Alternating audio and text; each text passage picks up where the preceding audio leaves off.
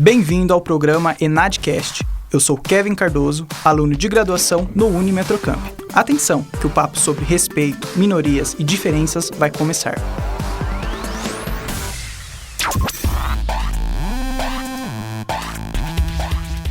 Hoje vamos conversar com a Kênia Kemp, professora do Unimetrocamp, sobre respeito às diferenças e respeito às minorias.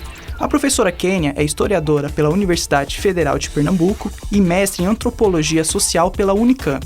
Orienta e realiza pesquisas em direitos humanos e educação, análise dos impactos das desigualdades sociais em desempenhos educacionais, comunicação e identidade cultural, entre outros. Publicou o livro Corpo Modificado, Corpo Livre. Obrigado, Kênia, por aceitar o nosso convite novamente. Quem ou o que são as minorias? Foi um prazer aceitar esse convite, Kevin. São temas muito importantes e a minha colaboração é feita com muita satisfação. Que pergunta legal, né, Kevin? Porque normalmente as pessoas traduzem o conceito sociológico de minorias como se fosse um grupo em menor quantidade na nossa sociedade.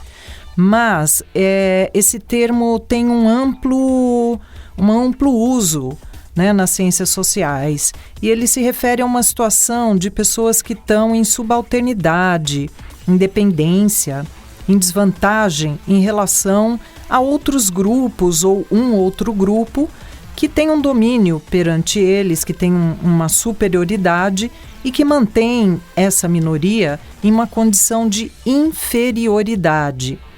Então, isso é um arranjo social, ou seja, é algo que se torna instituído, que acaba por gerar uma sensação de superioridade em quem está na posição dominante, percebe? Isso resulta em atitudes que podem ser discriminatórias, pois se trata de uma estratégia de poder. E aí que isso vai gerar uma sensação de algo palpável, de uma desculpa, digamos assim, que mantém esse grupo minoritário como dominado. É uma justificativa social, certo? Então, é possível a gente encontrar uma lista de formas de preconceitos e intolerância que tornam esses grupos minoritários ainda mais frágeis, vulneráveis, ou mesmo em situações sociais sob as quais essas pessoas perdem o controle. E elas podem ter duas respostas. Por exemplo, quando elas são agredidas, né,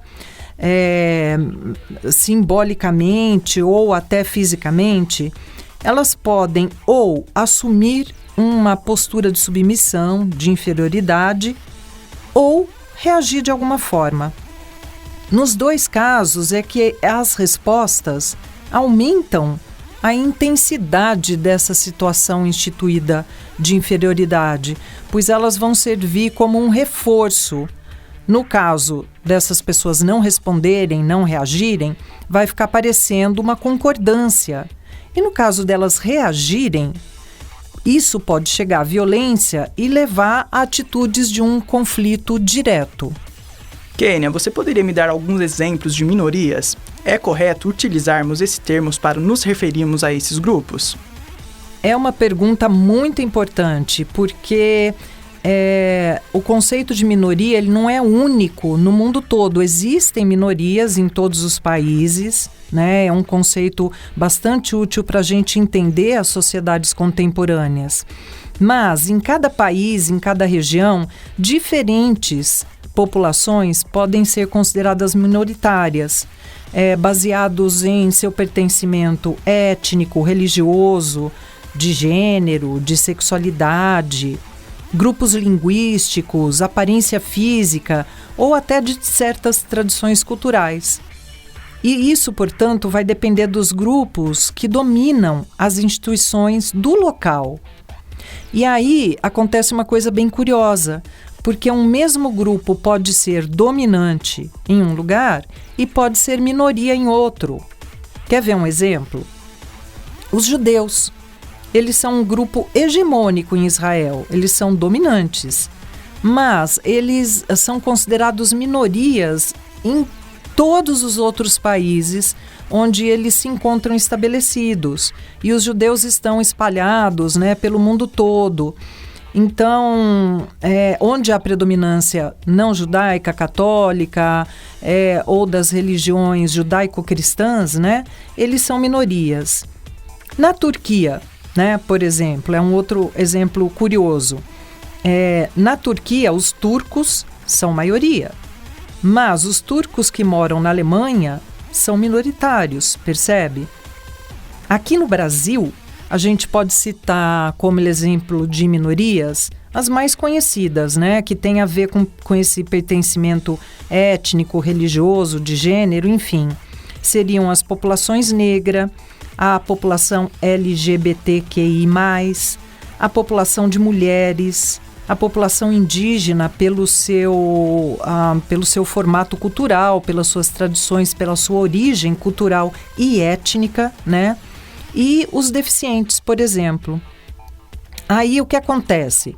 Não é incorreto a gente utilizar o termo minoria, é correto, mas quem o utiliza precisa se expressar de uma forma correta e não utilizar esse conceito para justificar seus próprios preconceitos, ou seja, para impor formas de dominação, compreende? Então, é sim correto utilizar o termo minoria, contanto que se faça isso de forma adequada. Mas por que compreender sobre minorias e diferenças é importante? Esse tema tem sido bastante presente nas mídias, nas redes sociais. As pessoas estão debatendo muito essa questão de gênero, de pertencimento étnico, religião, não é verdade? Por quê? Porque nós vivemos em sociedades plurais. Ou seja, nós não somos todos iguais no que diz respeito à aparência, a modos de vida, a tradições, hábitos e até necessidades, percebe? Portanto, sociedades plurais sempre existiram, a humanidade sempre foi plural. Mas esse assunto veio a tomar uma dimensão importante porque, além de plural, as nossas sociedades atualmente são democráticas. O que significa isso? Que as diferenças e minorias sempre existiram. Mas em nossa história não houve regimes políticos e formas de poder que permitissem a grupos e pessoas tratadas como inferiores pelo grupo dominante questionarem, debater e fazerem circular ideias que colocassem em xeque essa dominação e essa submissão. Já numa democracia, como nós vivemos atualmente, a maior parte dos países com os quais nós nos relacionamos, existe aí uma esfera de convívio, né, que nós chamamos de esfera pública. São esses canais através dos quais as ideias de todos são geradas, debatidas, elas circulam, percebe, na esfera pública. E essa esfera pública ela tem um princípio, que é a do direito de participação amplo e pleno. Logo, esses grupos teriam que ter o direito de colocar suas próprias ideias, né, a respeito dessa identidade e dessa relação hierárquica de superioridade e inferioridade. Gente, a democracia moderna é um regime que supõe fazer valer a vontade da maioria. Mas isso não significa que as minorias devam ser excluídas, desconsideradas, humilhadas, né? Ou mesmo que elas percam o direito de expressão na esfera pública e o direito até de serem representadas dentro do poder. Aí elas podem participar das decisões, mesmo que seja apenas para expressar a sua discordância, para devolver à esfera pública seus próprios pontos de vista. Então, veja bem, um regime da maioria não significa eliminar as minorias, mas a necessidade de um convívio harmonioso, em que as minorias sejam protegidas em seus direitos primordiais. Numa democracia, todos somos iguais perante as leis e todos temos plenos direitos. O que acontece é que as minorias acabam se tornando vulneráveis e têm muitos de seus direitos desrespeitados ou mesmo suprimidos. Então, o que a gente pode fazer a respeito disso, não é? cabe ao conjunto da sociedade compreender esses mecanismos da democracia e garantir o seu desenvolvimento. Garantir que seus princípios estejam sendo respeitados, dando lugar, espaços, legitimidade a todos. Ou seja, representantes da maioria e da minoria. Isso é justiça numa sociedade democrática. Então, é importante perceber que não respeitar, calar, humilhar ou excluir grupos de pessoas são formas injustas e antidemocráticas de relacionamento entre os grupos sociais numa sociedade plural e democrática. Mas então, a democracia depende apenas da capacidade da sociedade de desenvolver formas de convívio mais justas? Bom, a democracia depende de muitas coisas, não é? Mas depende dessa capacidade, sim, não apenas dela. Existem leis, certo, que regem nossa vida coletiva, nossa vida pública. Em todas as sociedades democráticas, as leis, principalmente a Constituição, deixam claro que isso deve ser respeitado e que aqueles que desrespeitarem estão passíveis de punição. Portanto, existem leis que protegem essas minorias, inclusive no Brasil. No nosso país, o chamado preâmbulo da nossa Carta Magna, a Constituição Cidadã de 1988, que está em vigor, ela registra o seguinte, eu vou ler um trecho para vocês, que é bem importante, tá?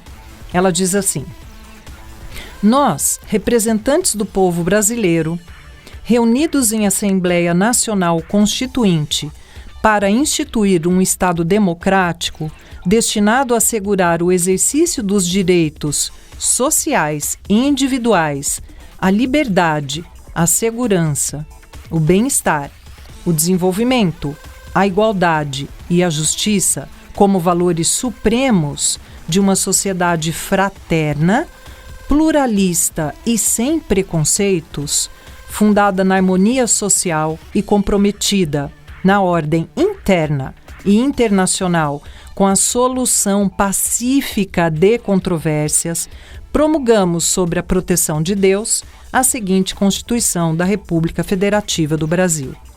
Portanto, percebem que na própria introdução, no preâmbulo da nossa Constituição, a nossa sociedade já se compromete em ser pluralista, fraterna e sem preconceitos, e encontrar soluções pacíficas. E não para por aí, viu, gente? Não só no Brasil, mas internacionalmente, nós também temos muitos documentos assinados por vários países. Eles, através dessas agências multilaterais, né, como a ONU, por exemplo, e o seu braço que representa aí a cultura, a ciência e a educação, que é a Unesco, está dizendo lá, desde a Declaração dos Direitos Humanos de 1948, que compreende a humanidade, todas as pessoas, sem qualquer distinção de raça, cor, sexo, língua, religião, opinião política ou qualquer outra natureza, né? Seja ela de origem nacional, social, riqueza e assim por diante.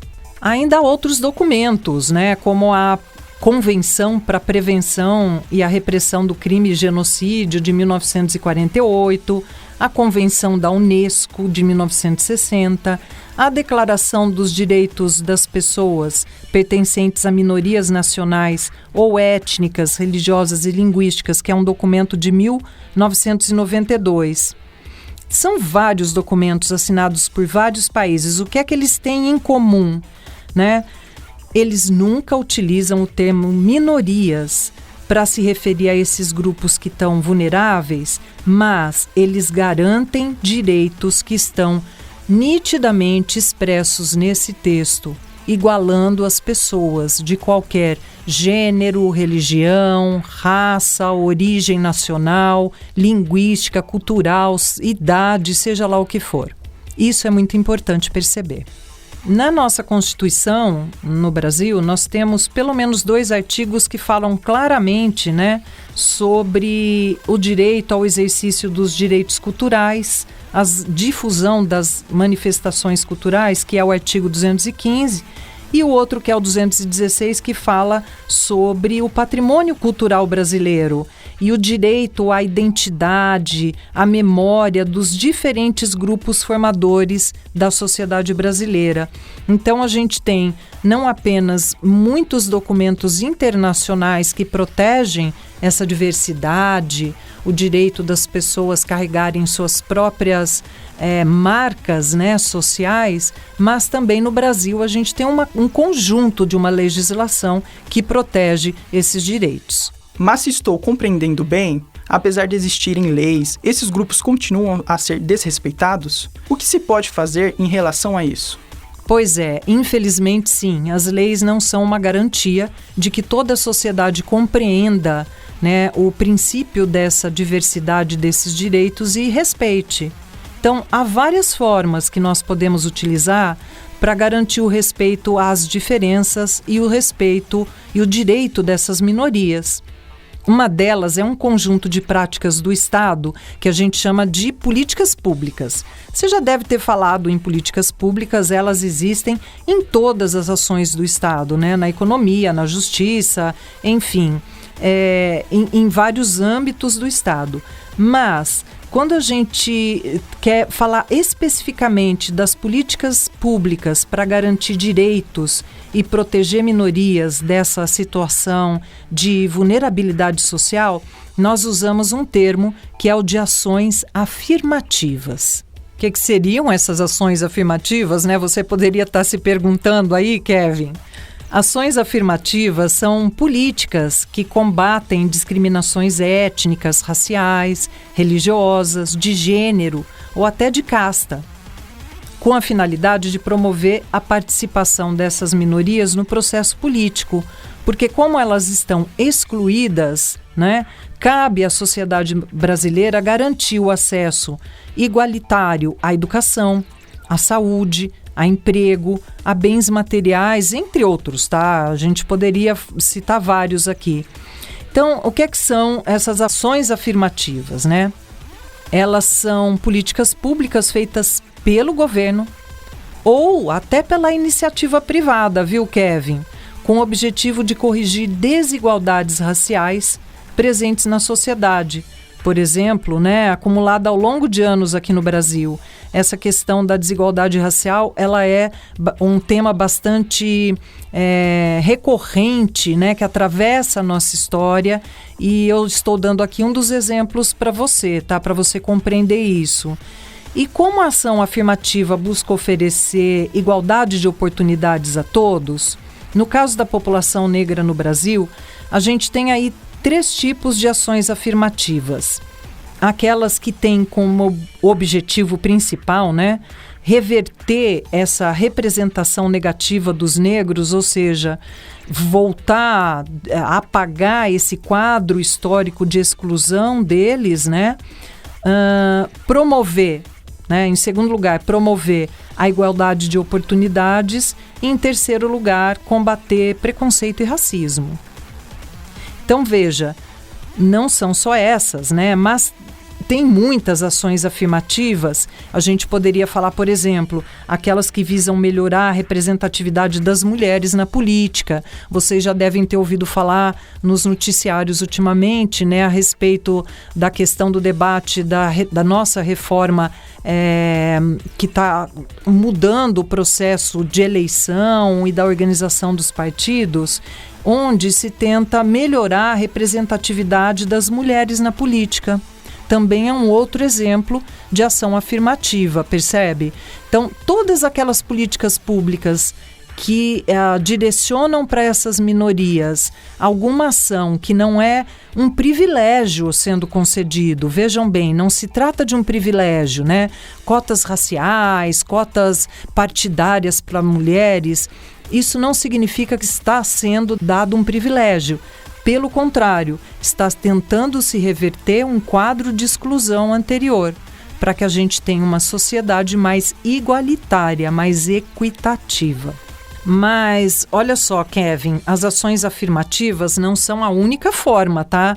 Da sociedade garantir, da nossa sociedade garantir a pluralidade e a democracia. a educação e a cultura também são importantíssimos, vamos lembrar, né? Tanto a educação formal que se dá dentro das escolas e, por exemplo, o conteúdo levado para os estudantes, né? É muito importante lembrar disso, quanto a escola pode reverter esse quadro de preconceito e exclusão, dando aos estudantes um quadro mais realista, né? E menos preconceituoso de relacionamento social, mas também a educação informal, viu? Quando a gente se encontra em ambientes de aprendizagem fora da escola, como, por exemplo, a família. A família, lógico que nós aprendemos muito com a família, então a família também é um ambiente onde essas ações de garantia, né, de igualdade e digamos assim, de reversão desse quadro de exclusão deve ser tratado sem tabus, né? Os grupos de convívio culturais, como por exemplo, as pessoas participam de muitos grupos esportivos, de lazer, de diversão, de entretenimento. Esses grupos sociais dos quais a gente participa, nós também aprendemos e nós também ensinamos. Ao trocar ideias, ao nos comunicar, nós podemos levar ações afirmativas, percebe? Portanto, educação e cultura se entrelaçam, percebe, Kevin? Eles podem ser capazes de promover uma consciência para todo mundo a respeito desse tema e divulgar aí formas de pensamento mais democráticos, hábitos, né, de relacionamento social mais democráticos, mais respeitosos, para que a gente tenha uma sociedade mais livre, mais justa, mais participativa, percebe? Afinal, participar é um dos fundamentos da democracia. Se todos não participam, não há democracia. A democracia não é feita só por políticos, é feita pelos cidadãos, pelo conjunto da sociedade. Logo, a gente não deve se omitir, percebe? Ou mesmo achar que o problema não é conosco. Eu não sou negro, eu não tenho nada a ver com isso. Eu não sou mulher, eu não tenho nada a ver com isso. Eu não sou índio, eu não tenho nada a ver com isso. Não é assim, né? Não devo fazer nada. Perceba, através do livre acesso à educação, a toda a produção cultural de uma sociedade intelectual, esse pluralismo e a garantia desses direitos e deveres deve e pode fluir. Portanto, se não tem a ver comigo ou com o meu grupo, mesmo assim eu faço parte dessa sociedade. E não há quem goste de viver numa sociedade cheia de conflitos e distorções, né, e de desrespeito aos direitos, não é verdade? Senão a gente deixa de ser uma sociedade democrática.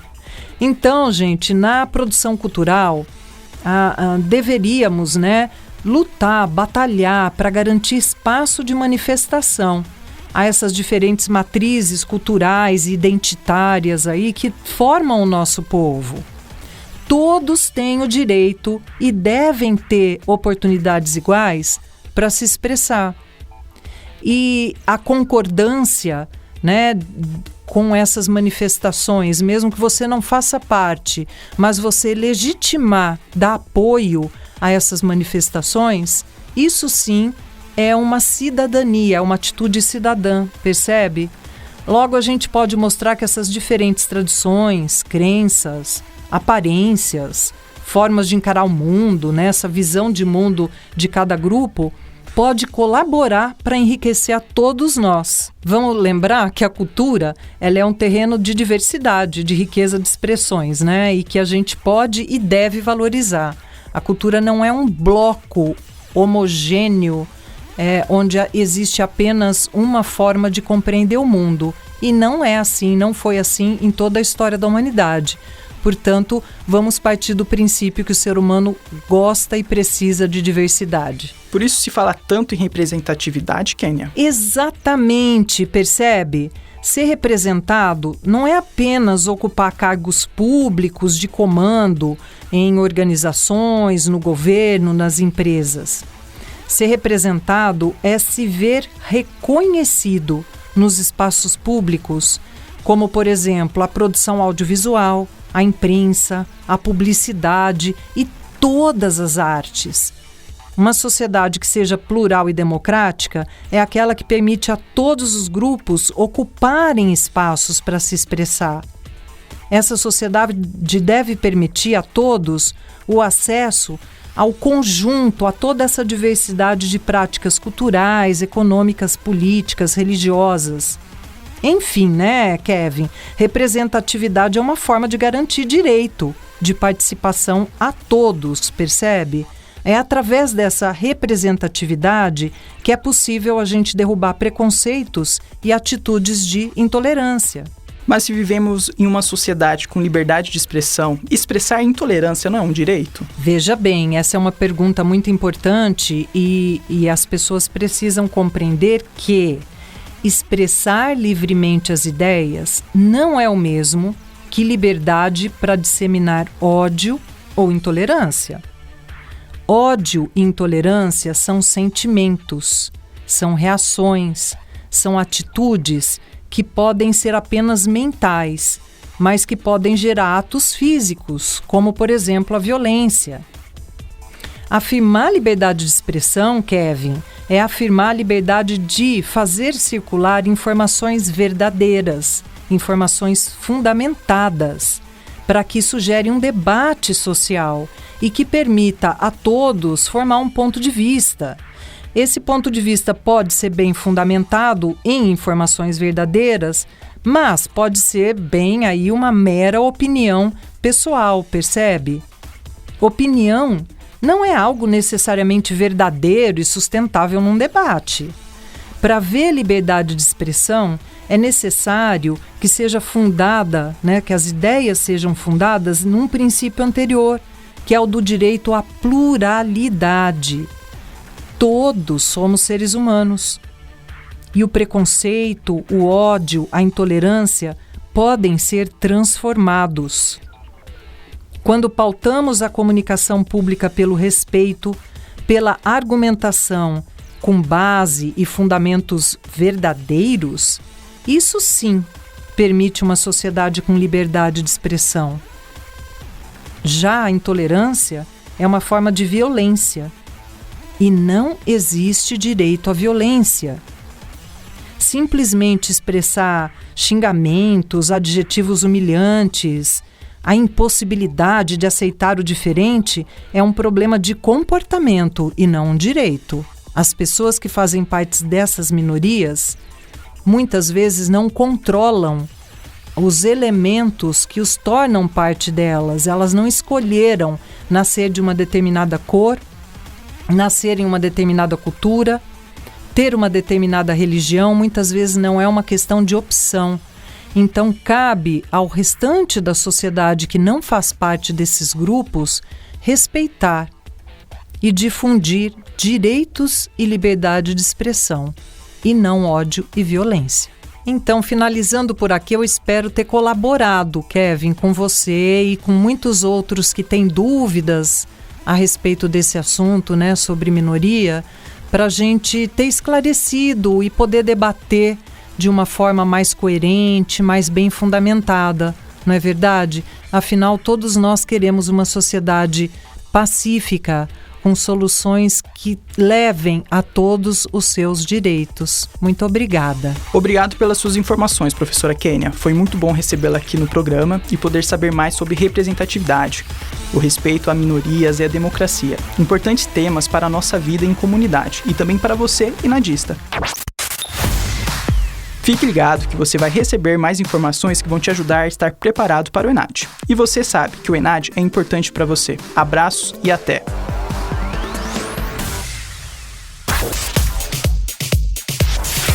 Ficha técnica. Apresentação: Kevin Cardoso. Participação: Kênia Kemp. Gravação e edição: Charles Sinoreto.